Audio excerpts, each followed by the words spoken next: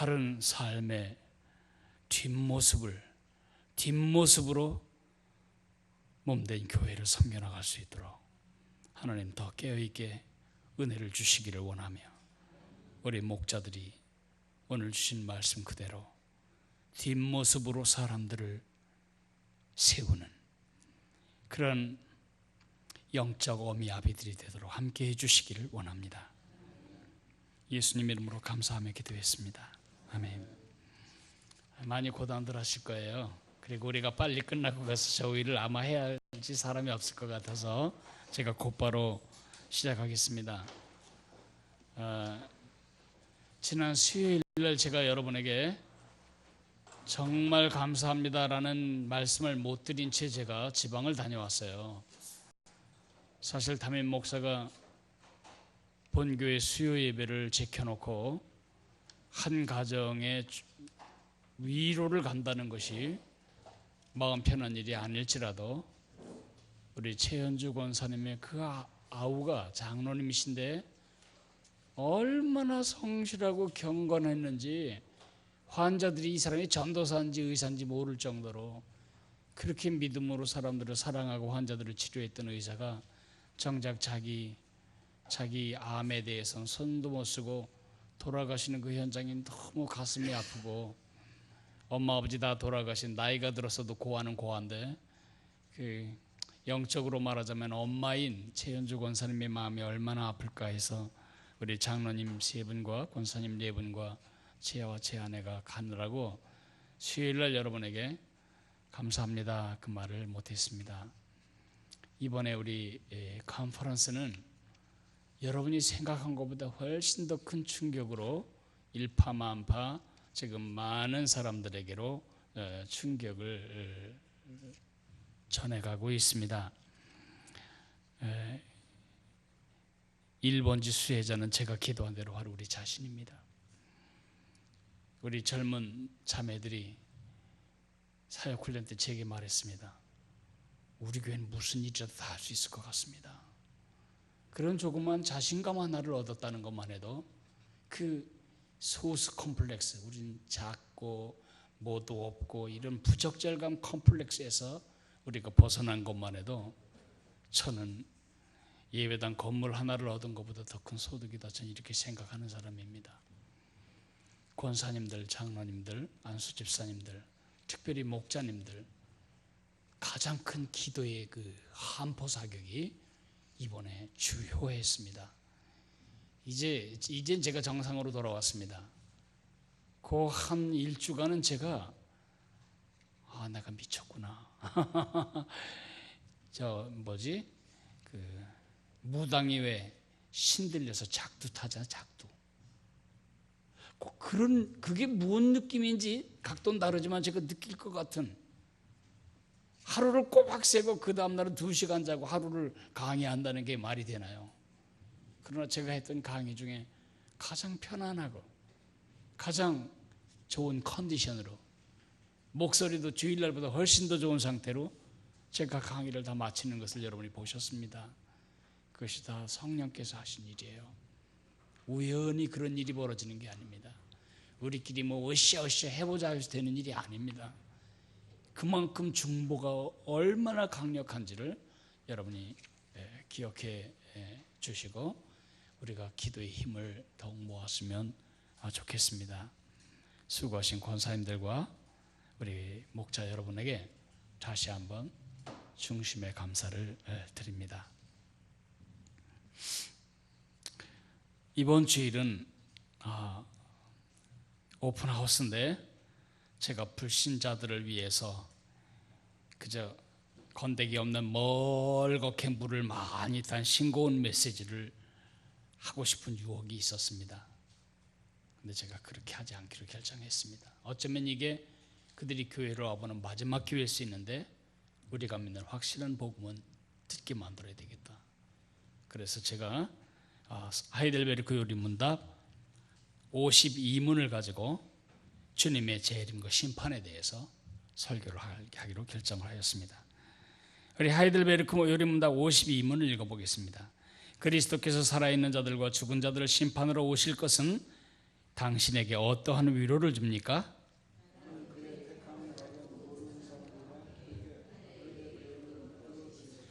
네.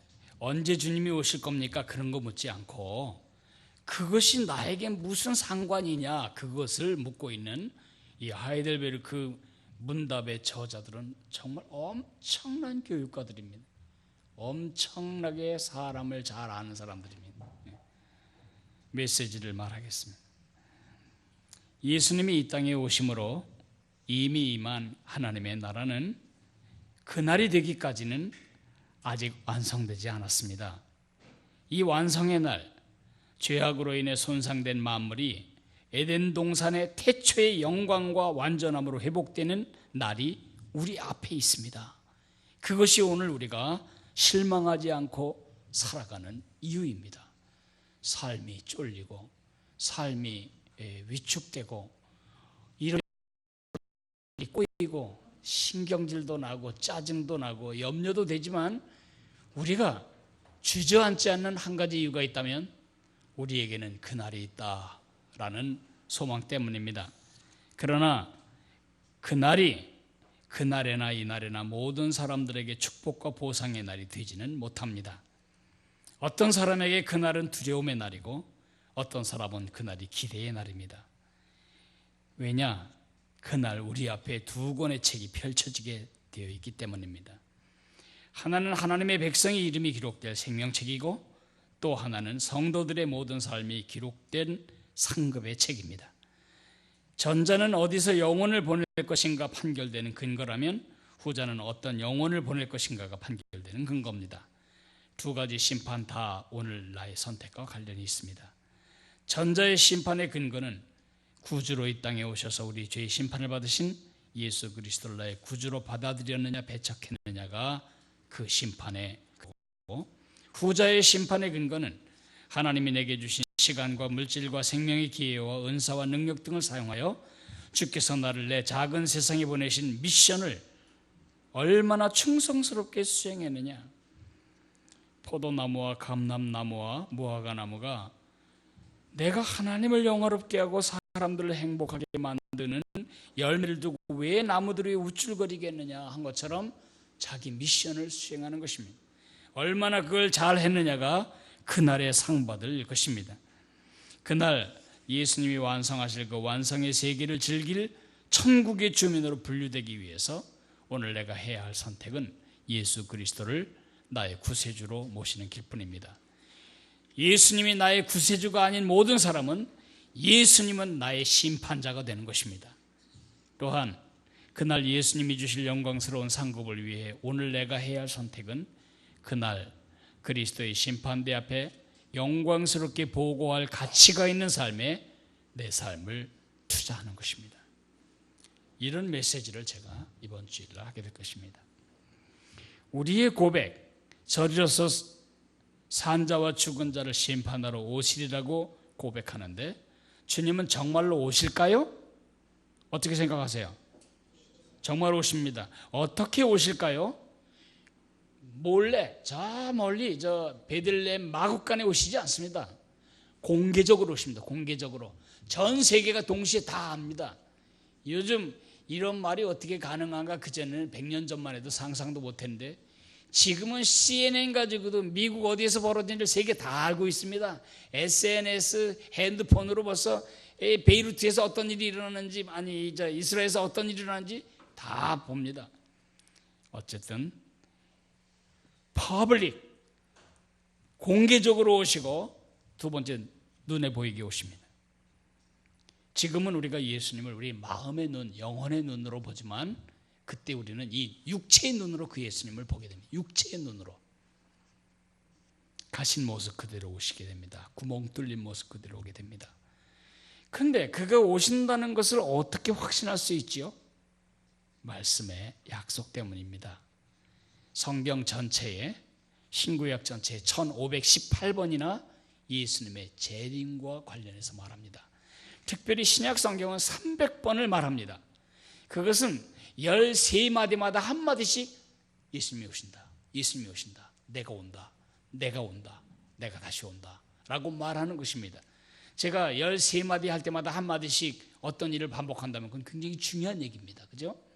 2번, 예수님의 재림을 이야기할 때 사람들이 가장 관심 있어 하는 질문은 뭘까요? 언제 오나? 그러나 언제가 중요한 게 아닙니다. 어떻게가 중요합니다. 그 재림 때문에 내 삶이 어떻게 달라져야 하는가, 이게 훨씬 중요한 것입니다. 3번, 예수님의 재림의 가장 중요한 의미는 무엇이냐 하면 완성입니다. 천국도 지옥도 아닙니다. 완성입니다. 완성. 무슨 완성이죠? 에덴 동산의 에덴 동산을 안 가봐서 우리 모르잖아요. 한 가지 분명한 건 아셔야 돼요. 완전한 곳이었어요. 생명도, 관계도, 아름다움도 완전한 곳이었어요. 그런데 인간의 타락으로 완전한 세상이 다 망가졌어요. 땅이 저주를 받아서 엉겅퀴를 낸다. 그런 것 중에 하나가 감 심었는데 고요미 되는 거예요. 유전자가 망가진 겁니다. 우리 인간도 마찬가지예요. 우리 인간 벌써 60이 넘어가면 여기저기 망가지기 시작해서 병원에 줄 대놓고 부품 교체하고 부분 수리하고 이렇게 비실비실 가다가 100년 되면 다 죽어요. 이것이 다 원래 모습이 아니라는 거죠. 이런 망가진 상태를 회복하시기 위해서 예수님이 오셨고 십자가에 죽으셨고 우리의 죄값을 치러주셨어요. 그러므로 하나님의 통치와 하나님의 지배는 이미 시작이 되었어요. 여러분과 나는 하늘나라 시민으로 이 땅에 살면서 세상 사람과 다른 원리로 살고 세상 사람과 다른 목적으로 살고 세상 사람과 다른 기준으로 살아요. 그러나 여러분도 경험하고 나도 경험하듯이 그게 잘 안 돼요. 우리 중에 자식 망가지는 거 원하는 사람이 어디 있겠어요? 내 마음대로 되지 않아요. 여러분도 아시잖아요. 일이 내 마음대로 안 된다는 거. 그런데 그것이 완성이 되어서 이미 임한 하나님의 나라가 아직은 완성되지 않았지만 예수님이 오시는 날 에덴 동산의 그 완전함으로 완성하시는 것입니다. 저 천국 그리고 이 땅에 이루어질 새 하늘과 새 땅이라고 하는 것은 바로 에덴 동산의 상태로 복원되는 것입니다. 이것이 예수님의 재림의 가장 중요한 의미입니다. 마치 예수 안 믿는 사람은 이거 몰라도 괜찮은 것처럼 생각하는 것은 착각입니다. 그렇게 국지적인 예수를 우리가 믿는다면 저 오늘부터 예수님 안 믿겠습니다. 크리스천들에게만 필요한 예수가 아니기 때문에 우리가 그 예수님을 전해야 하는 것이고 알려줘야 하는 것입니다. 4번, 이 영광스러운 날이 우리에겐 오늘의 삶을 세우는 힘이 되지요? 심판을 의식하기 때문에. 심판을 의식하기 때문에.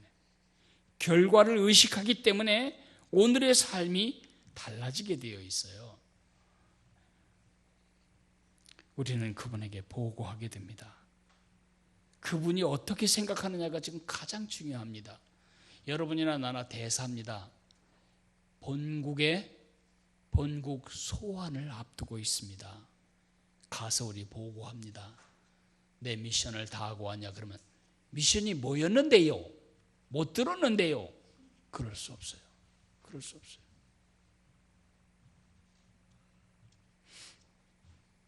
오늘도 우리가 들었지만 우리의 다음 세대가 잃어버린 죄인 세대로 죽는 것이 아니고 에덴 동산에 하나님이 지으셨던 그 인간의 상태로 회복되도록 믿음 위에 바로 세워줘야 하고, 우리 옆에 있는 사람들이, 수평적으로 옆에 있는 사람들이, 내가 심긴 작은 세상에 속한 사람들이 나 때문에 그 하나님의 회복 안으로, 하나님의 나라 안으로 들어오게 해야 합니다.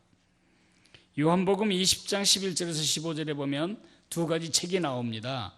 어린 양의 생명책인데 Another book, 다른 책이라고 되어 있고, 또 그 책이라고 되어 있습니다. 6번, 책들이 있습니다. 앞에 있는 Another book은 단수고요, 뒤에 있는 책들은 복수입니다. 앞에 있는 책은 구원에 관한 책이고 뒤에 있는 책은 상급에 관한 책입니다. 우리가 했던 모든 일들, 남모르게 우리가 섬겼던 모든 섬김들, 교회 목사도 모르는 나의 헌신과 나의 손실, 주님을 섬기기 위해 내가 겪어내야 했던 고통들 지금 다 기록되고 있습니다. 제가 20만 원짜리 블랙박스를 하나 붙였거든요. 차에다가 부딪히면은 저는 돈 물어주는 거는 하겠어요. 근데 이게 악다구리 쓰고 막 상욕하고 그러면 내가 어떻게 그걸, 난 욕도 못 하는데. 아유, 그렇습니까? 잘못, 이것 좀. 그래서 아예 그걸 붙였어요. 근데 제 아내고 가다가 우리가 하는 말이 여기 다 기록되고 있다, 그 생각을 하면 벼랑간 말이 부드러워져.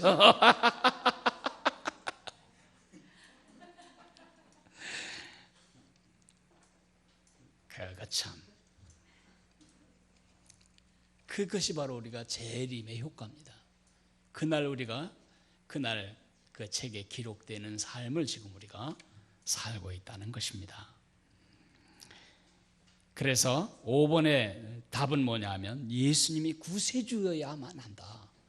그날 누구든지 다 예수 앞에 서야 돼요. 근데 둘로 쪼개져요. 하나는 예수님을 구세주로 만나는 사람이 있고, 하나는 예수님을 심판자로 만나야 하는 사람이 있습니다. 이게 참 두려운 일이죠. 그러니까 이미 예수님을 영접한 여러분들은 그 첫 번째 심판은 받지 않는다는 것입니다. 심판에 이르지 아니하나니, 그 말입니다. 우리가 받을 심판은 두 번째입니다. 두 번째. 그건 뭐냐면 우리가 중학생 때 했던 거 하나님 다 들춰내가지고 그거 다 사람들에게 까발려서 우리 개망신 당하고, 아닙니다. 우리 주님이 말씀하셨잖아요. 너희 죄를 내가 용서하고 다시는 기억도 하지 않겠다. 그럼 뭐가 거기 기록될까요? 나쁜 짓 한 거 안 기록되면 뭐가 기록되지? 우리가 주님을 위해 사역한 모든 미션에 관한 것들이 다 기록될 거예요. 아, 그럼 이제 마음 놓고 죄 져도 되겠네. 천만에. 그날 다 천국에 깨어났는데, 어떤 사람은 왕관을 쓰는데 어떤 사람은 팬티 바람으로 있다면 그거 참 거시기 하네. 우리가 학교에서 다 뭐 연필 한 자루도 상을 다 받는데 난 아무것도 없다. 그럴 때 그거는 엄청난 책망이에요. 그죠? 네? 그래서 우리가 상을 위하여 전심전력으로 앞으로 질주했던 사도 바울처럼 우리의 미션을 위하여 우리의 시간과 우리의 건강과 우리의 생명의 기회를 같이 투자해야 합니다. 제가 아까 설교 말미에 이렇게 썼는데, 그날 그 그리스도의 심판대 앞에 영광스럽게 보고할, 밑줄 그세요. 영광스럽게 보고할 가치가 있는 삶에 투자하라.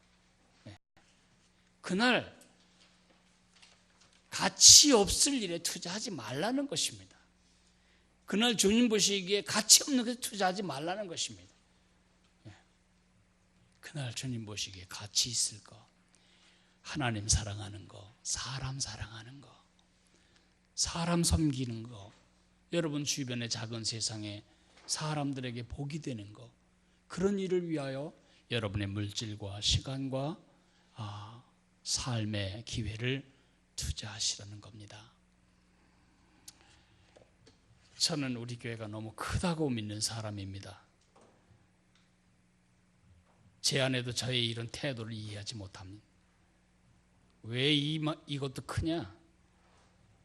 지금 한국이 대형 교회 대형 그러는데 여러분은 나에게 대형 교회입니다. 여러분 한 분 한 분이 천국에서 이 심판대 앞에 서야 되는데 목사 잘못 만나서 잘못 배우고 잘못 살아서 그날 팬티바람으로 돌아다니는 세대로 교인들을 보지 않아야 하는데, 그것이 제 부담입니다. 그런 진지함을 가지고 우리가 뒷모습으로 심판의 날을 의식하며 그날로 오늘을 세우는 이런 삶의 지혜를 우리 마을 식구들과 나누는 그런 복된 기회가 되시기를 축복합니다. 기도하겠습니다.